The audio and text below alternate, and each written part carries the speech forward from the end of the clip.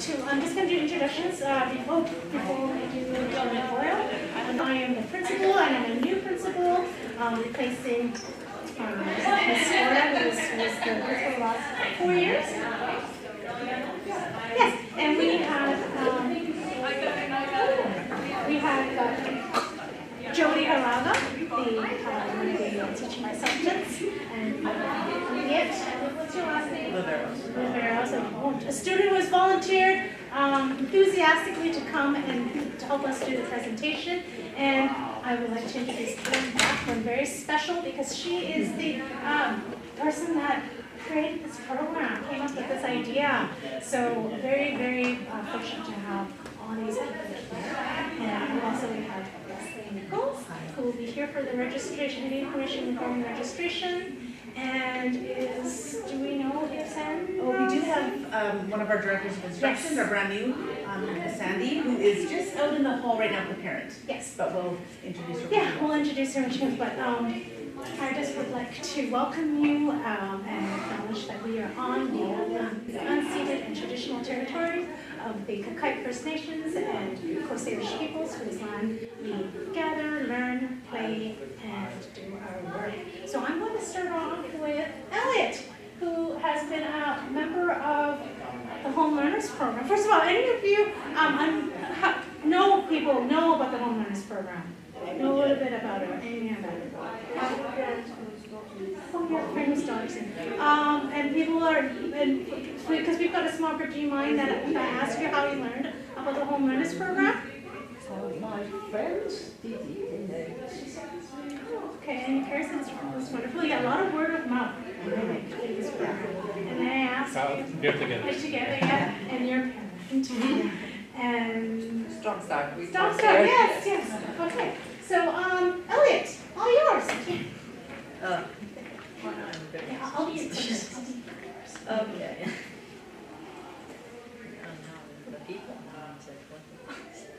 Okay, and Elliot's grade 8.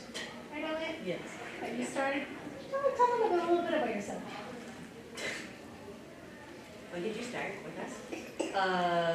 I started this program when I was in kindergarten. Yeah, I've been here since the start of it. Grade 8. That's what I mean. Don't worry. It's okay. Stressed out because I don't do this in front of strangers. We don't know anything, so everything you say, good. You sound great. The Home Learners Program is an educational program where we share the learning with the family. It's a blended program which includes learning at home, learning in person, and learning online. We provide choices and flexibility for parents to engage with the public education system and design learning experiences that are good for both parent and child. So I'll just add that, we have a blended program, so you might hear about some other programs that are DL or online. And the nature of our program is that we work in partnership with a family. I always say this is our symbol because parents, children, and teachers are all equal, and we work as a team. And we also really value families. So it's where the blended part, meaning kids are learning at home for over 50% of the time, but they're also learning in a community of learning, a community of learners. Elliot, do you mind if I ask you a question? Yeah. So maybe you could give an example of a specialized thing that you're working on, a project that you're working on at the home learning program that's specific to you. Because you've got a weekly thing going. Oh yeah, I've decided to make a school newsletter for everyone to enjoy where I just put in student work and a crossword and all that fun stuff into a thing for everyone to enjoy. It's not school related or anything, it's just something I chose to do. Right, and he also has a box so that kids in the Learning Center can all make contributions. So we really open up to what students are interested in and them taking initiative in what they're learning. He also made the PowerPoint for us. Someone else helped. Yeah, It's kind of just like with support. Yeah. Okay, carry on. in 2002, Karen here, founded the program and continues to teach full-time at the school. It began with 15 students from grades kindergarten to 8, and we typically service from 110 to 125 students. So when I was working with my own kids, I was a teacher part-time in Surrey, and we allowed our kids to choose whether they were going to homeschool or go to regular school each day. And then the ministry made a change so that we could create programs like this. And so I took advantage of that opportunity to bring a pitch to New Westminster, and they accepted it. So that's how we started with our 15 kids, and went from there. Some feedback from Hume Park families include Hume Park homeowners have become more than a school to my boys and myself. It provides a safe environment for them to learn unconstrained and not pressured to fit in the mold. Another family says that this unique program allows their family to learn together at their own pace. Our teachers are giving amazing support and guidance for each of our children and continue to fulfill our individual needs on a daily basis. Teacher, parent, and child are all partners working together to develop a learning plan that fits the BC learning curriculum.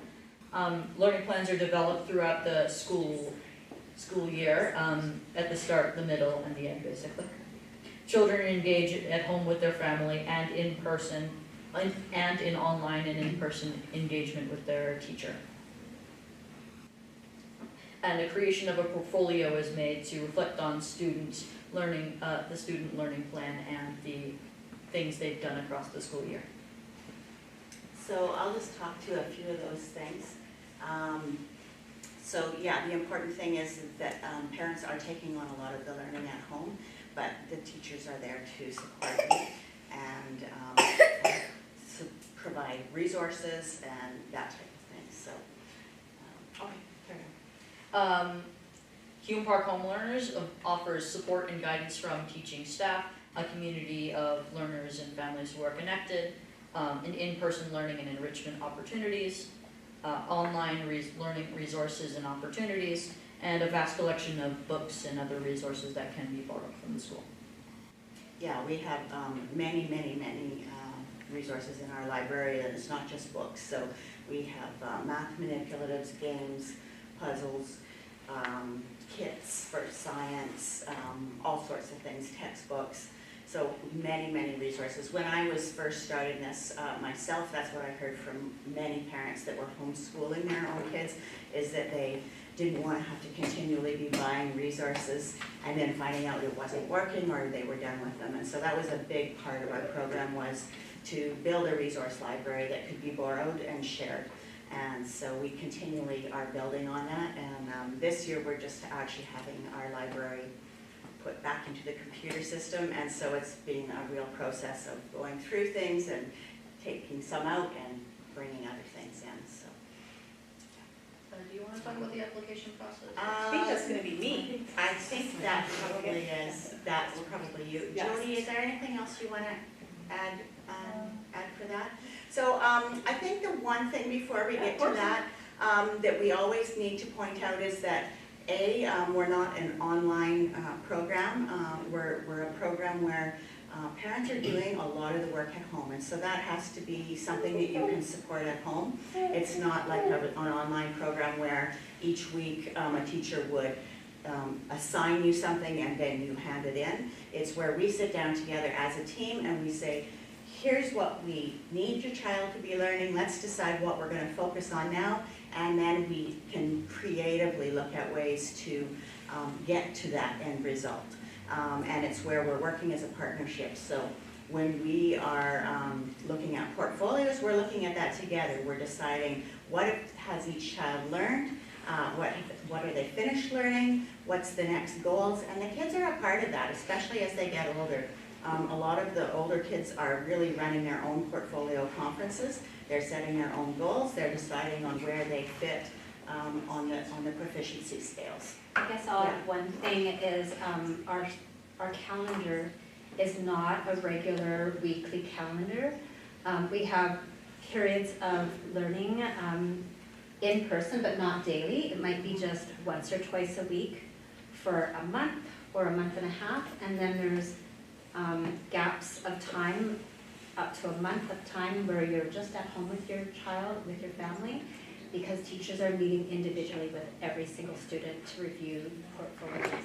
So it's not a regular weekly schedule, it's kind of all over the map. For example, in September, we're just developing learning plans. And we have some social things, we have our picnic, and we have some things planned.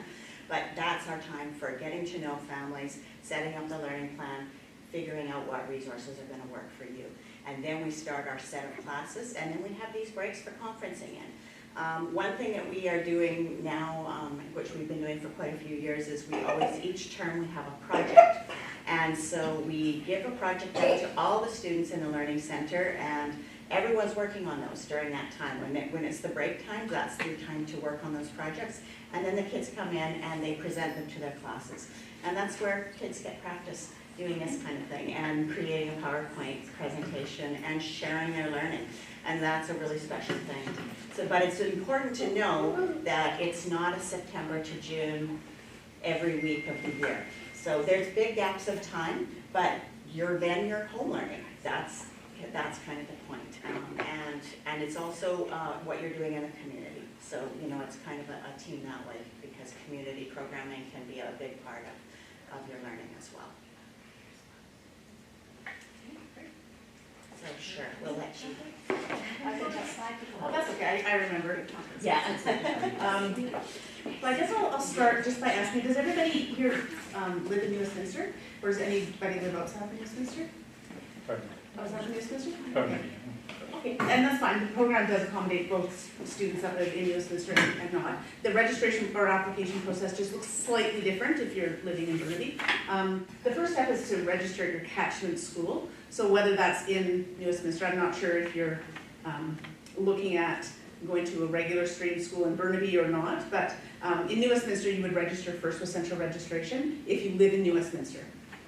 If you don't, all you need to do is fill in the application process, the application online. Once you register in New Westminster, then you fill in the online application.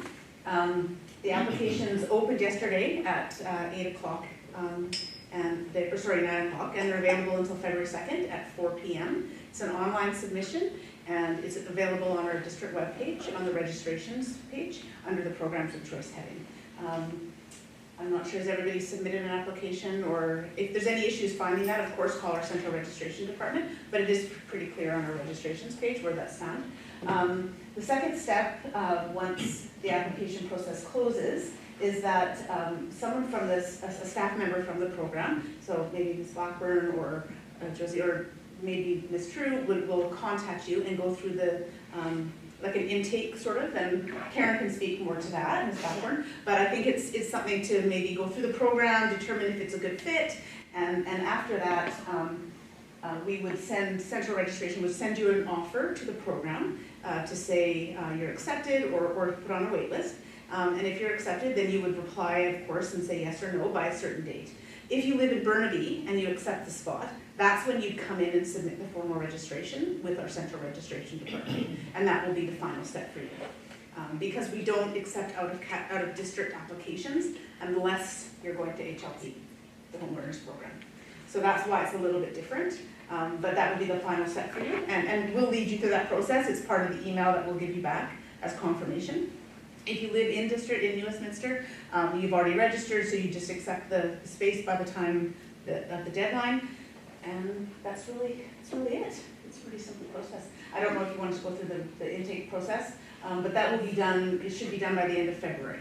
So you'll get some sort of notification whether you're waitlisted or offered a space in March.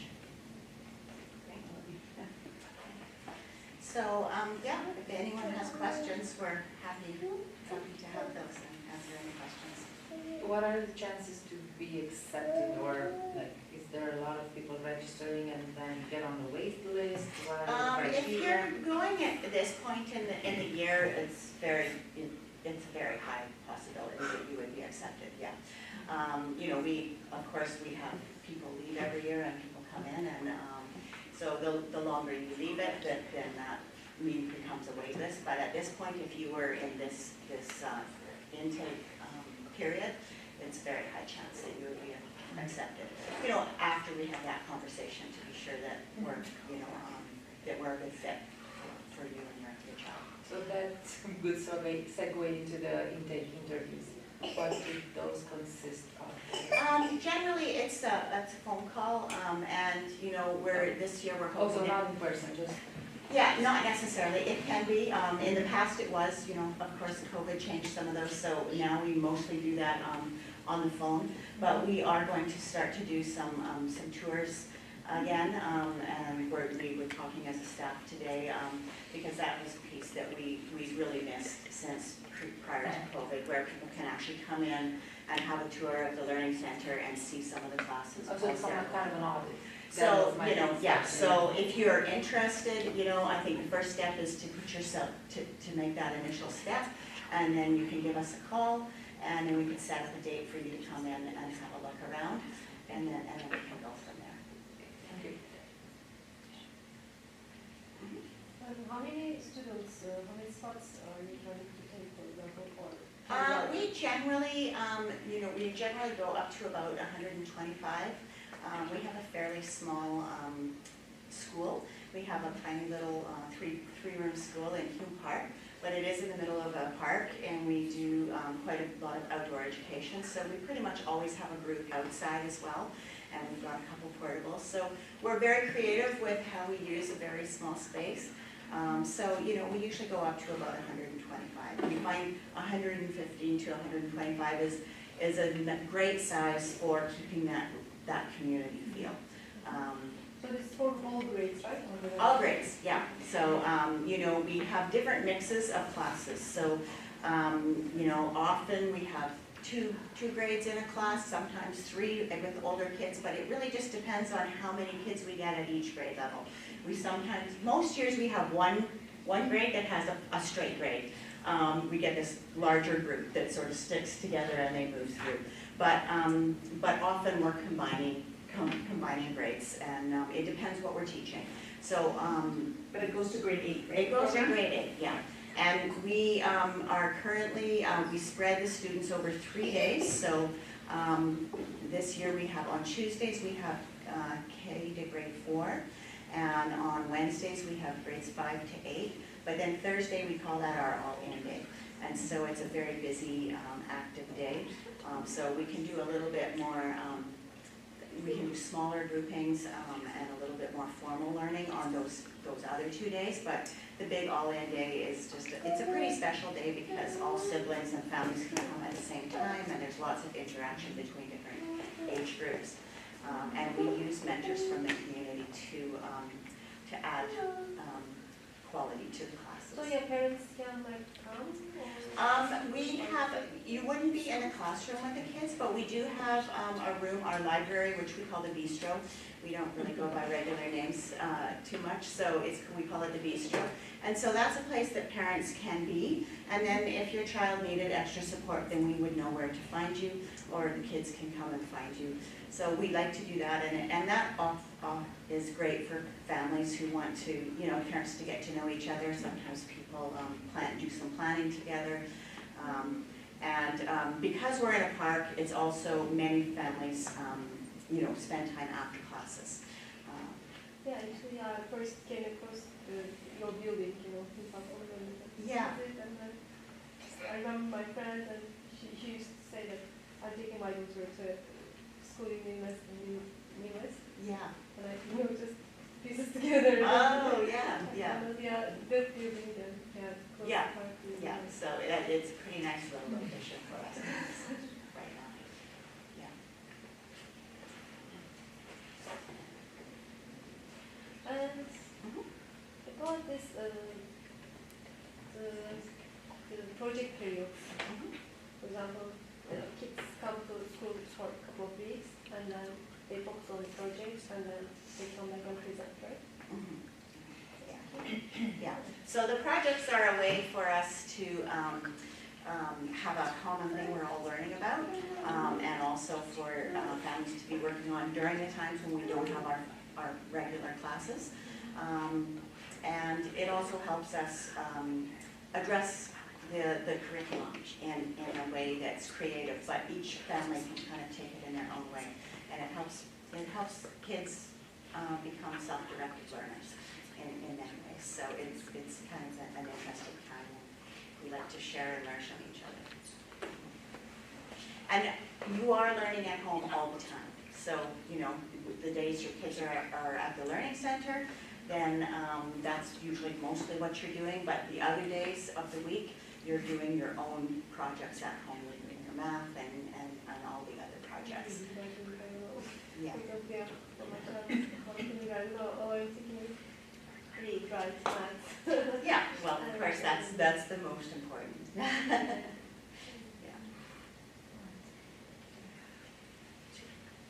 Okay. So at this time, how many spots do you have for the next year? Like, do you know I don't know if how that's many spots are decided yet. available? or- No, we don't necessarily know. I would say So that, how do you accept people based on what? well, we just sort of until we kind of get to our number, but it's more how many people can we service, so. I guess it's just that siblings probably have priority. What's that? Siblings normally Yeah, have, if there's an older siblings, sibling in the Yeah, program, they have priority placement. yeah, And then after that, I think you go through the list as a time and date stamp, kind of yeah. first come, first served. You said earlier that families come in and sometimes they go out of the program Well, earlier. Nick rather than- Elliott is graduating, so he will be leaving, so a spot will open. But you also don't know, so maybe that's why later in the year you have more spots available if some. Well, there's a wait families list then, there's a wait list, Yeah. there'd be Yeah, a yeah. wait list, and then we move down the wait list. If Yeah. that happens, if we Yeah. need one. So at this point, you basically know that 8th graders will leave the program. Yes. That's the only certainty you have for the new year. That's the certainty, but you know, there's always change because it's different than in a regular school where you just Yeah. go to your catchment school. We usually have about 20 to 30 people leaving and every year, roughly. Yeah, yeah, Yeah. it is, yeah, it's in the mid-20s almost always, and we always feel like, oh, so many are going, but Yeah. we always, it's really a pretty Almost people every in year. and out, yeah. So that would mean that around that amount coming, like Yes. 20 or 30. Yeah.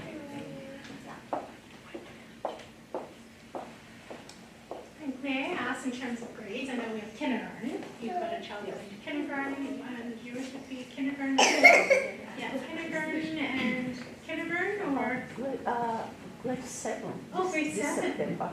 going into grade 7 in September. Okay.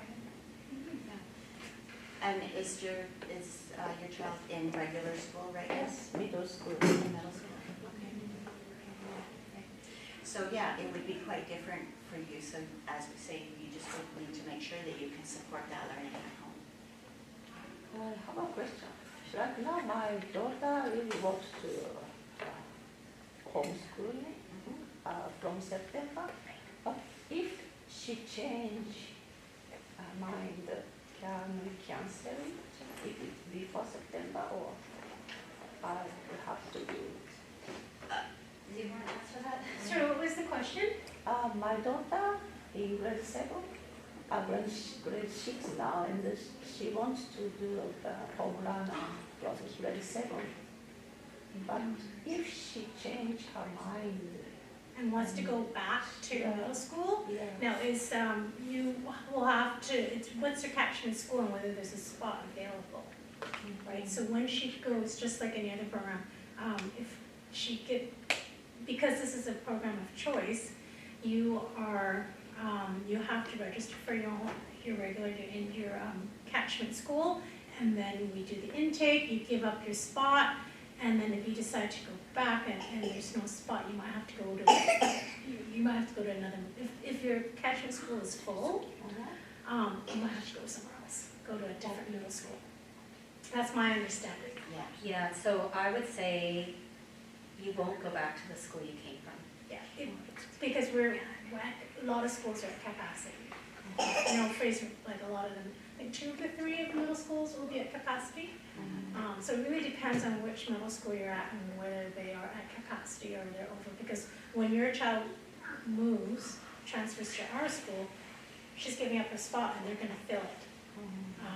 And then if she decides she doesn't wanna go to home learners anymore, she's not guaranteed a spot, especially if we have full, if we're full. But if the school is not full and there's a spot for her, for sure. But I know Fraser River is really full, my understanding. Glenbrook is pretty full. I know QMS is not quite full yet, but they're at Queensboro, so. And is your daughter, in New Westminster? Yes. Yeah. Fraser River. Yeah, so Fraser River is full. If it's full, she has to change school. It depends, not has to, if there's a spot there, but she's not guaranteed a spot back. Yeah. If it's full, she will have to go somewhere else, but if it's not full, there's a spot for her, then yes, she can go to Fraser River, go back to her national school. I will explain to my daughter. Yeah, good question. May I ask you about the difference between home learner and homeschooling, like, Well, yeah. kind of clarify that? Yeah, so, Yeah, it's very, yeah, home learners is where it's supported by UC teachers. We follow the curriculum. We have a report card, 3 report cards a year, and you're graded. So, the child is part of the school system. And there's a record of your child's, education through the years, and it's passed on. And then you have the in-person classes that your child will be able to attend with us. Yeah, and the access to the resources and things like that. Whereas homeschooling, you would just register your child as a homeschooler and With the school district or? yeah, with your catchment With your school. school. yeah, with your catchment school. And then you're just teaching your child on your own. So you can teach them what you want, but you don't have resources that you don't have any extra resources. It's just up to you. And you have the right to do that as a parent in BC and So as there's how- no classes and there's no report card and there's no curriculum to follow. And no teachers to ask for Yeah. advice. Yeah. No bias. Exactly. And then not the record of your child's education. So, if they do want to enter school, you can still enter school, but there's not that record to say you've So how would they, like, if, let's say for middle school, they want to go to a proper or home learner school and they do homeschool, how would they, is there a test or is there? No, you just go into your age year. Oh, okay. Yeah. You would just enter and they wouldn't have a record to see how you've done, but the way it is in British Columbia now is. It's the same as if, you came from a different country. We don't get your record. And you just go Oh, to you the don't? age. Yeah. Yeah, Okay. yeah, unless the parent shares it with us. Oh. And I heard this term unschooling, is that a different system than homeschooling? Unschooling is more of a philosophy. Okay. Some families in our setting are unschoolers, meaning that the child drives the learning more.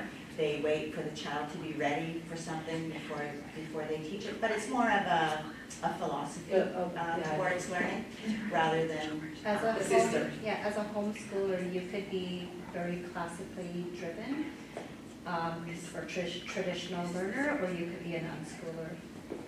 Right, you can decide. So unschooling is more of an alternative version of the homeschooling method? The way that you think about how you want your child to learn. Sorry, everything is so, because I'm classically trained in school, but Yeah. We all were. Yeah. it's very Yeah. hard. Yeah, it's an interesting topic. So do you have, like schools have, like traditionally they have like shows for the end of the year, like, I don't know, like dance or singing or something, or is there something We like have that? in the past, but not as much. We do have, we have people coming in and doing music with kids, doing drama with kids, lots of art, we're very strong in fine arts. Field trips, you go on field Yeah. trips. Yeah, we do lots of outdoor learning and outdoor education. So, we don't always have a show at the end of the year. It's different than that.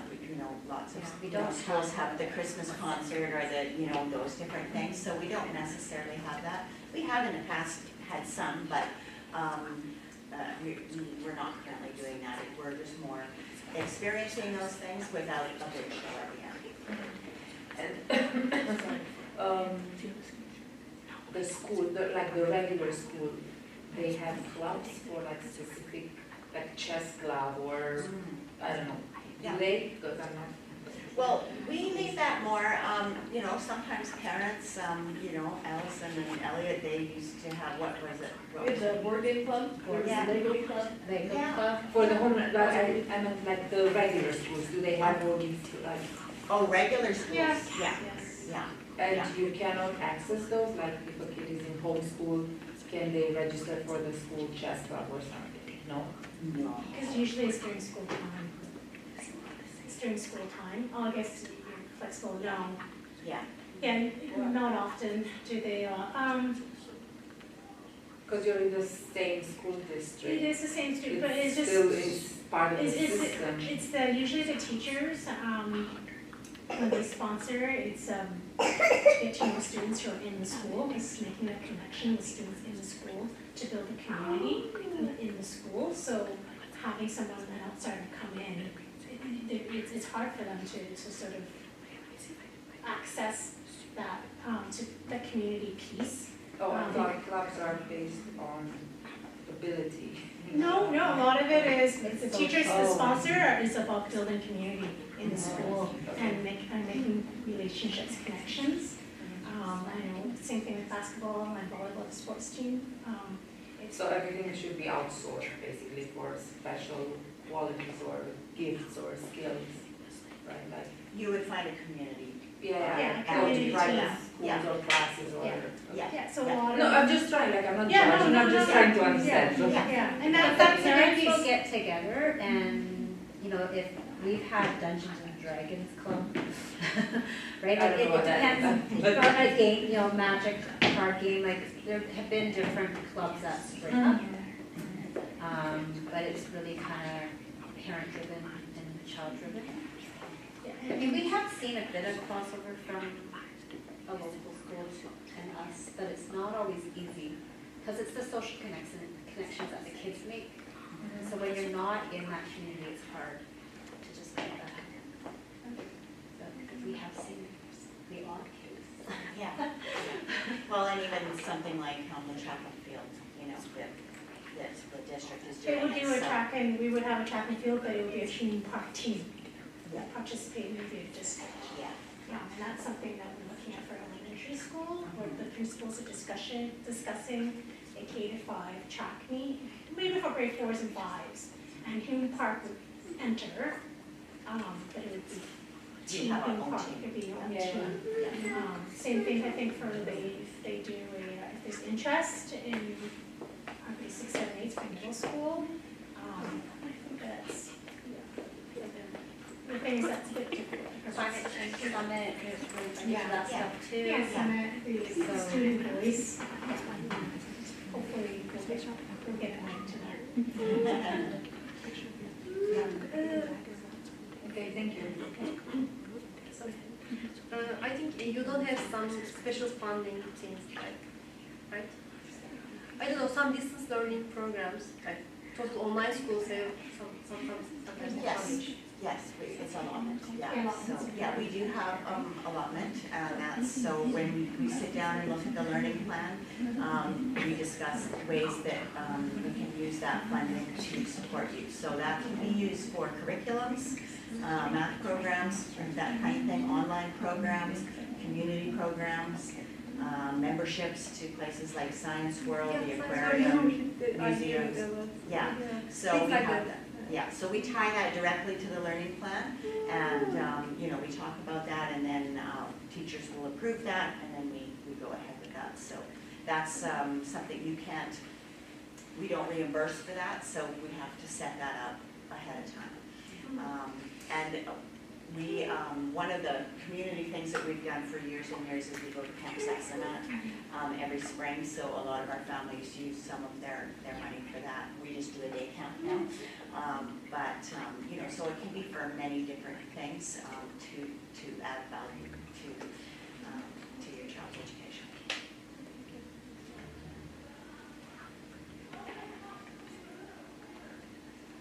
Is there any cost No. for the parents for the year? Nothing?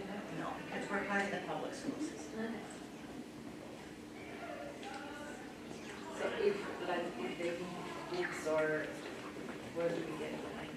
Well, Notebooks or notebooks, that type of thing, parents usually pay for themselves, just as if you were in a regular school, you would buy your child's school supplies. But we, either we can loan you textbooks and from our library, or we can use your allotment to purchase things that are workbooks based in your allotment.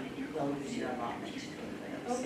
So if you wanted something that went beyond the $600 a year, then that would be up to you.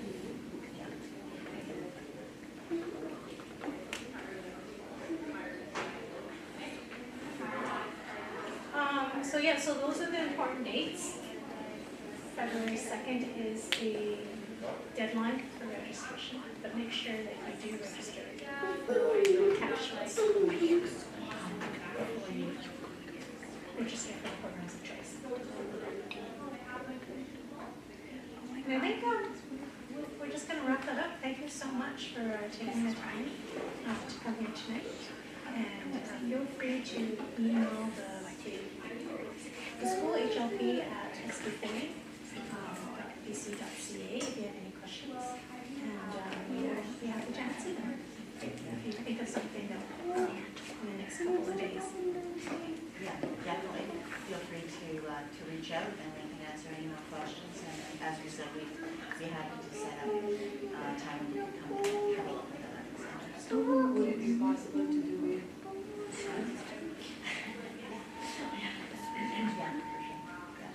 So how do I just call them for the audit, for the kind of visit tour, or should I call your school? If you, is our school number up here? No, our school numbers is not. Okay. Sorry. Look it up. We'll give you our school number before. Yes. Yeah, yeah. We had talked I about would really love to come and see how everything works and we Thank you, Aria. Thank you, Elliot. And thank you all for staying around for the very last presentation of the night. Yes.